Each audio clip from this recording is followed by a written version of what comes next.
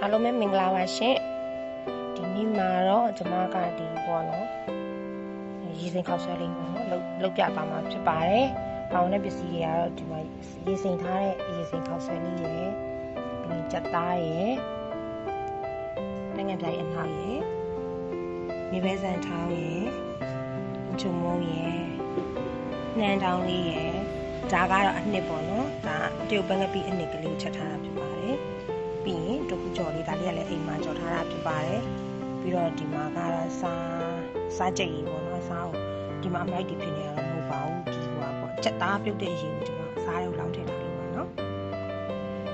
ဒါကတော့နည်းနည်းပင်လေးနေနဲ့ဒီကော်ဖီတို့ကလေးတွေပေါ့နော်ပေါင်းမှာဖြစ်ပါတယ်ရှင်လိုက်ကြည့်ပါဦးရှင်ပထမဦးဆုံးကျွန်မကဒီမှာပန်းကပိအနှစ်ကလေးထည့်လိုက်မှာဖြစ်ပါတယ်ပြီးရင်တော့စားရည်နည်းနည်းလေးထည့်လိုက်မယ်နော်ပြီးရင်ပန်းကပြားကြီးအနောက်ကလေးနည်းနည်းထည့်ပါမယ်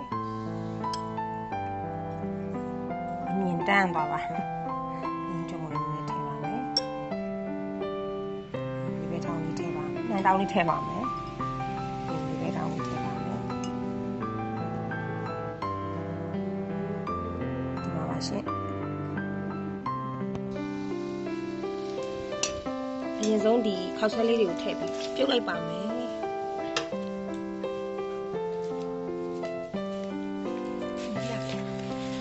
တော့10မိနစ်တောင်မပြောရဘူးပေါ့နော်ရေလေးဆိုခဏလေးနဲ့ပဲရတယ်ဘာလို့လဲဆိုတော့ရေလဲစိမ်ထားပြီးသားပြီးတော့အရေတောက်လေးလုံးပါဆိုတော့ဒီလောက်လေးပါတယ်ဒါကတော့ကြက်သားပြုတ်ထားတဲ့အချိန်အဲ့တော့ကြက်ပြုတ်ရေကိုကျွန်တော်ပေါ်ကနေလောင်းပါမယ်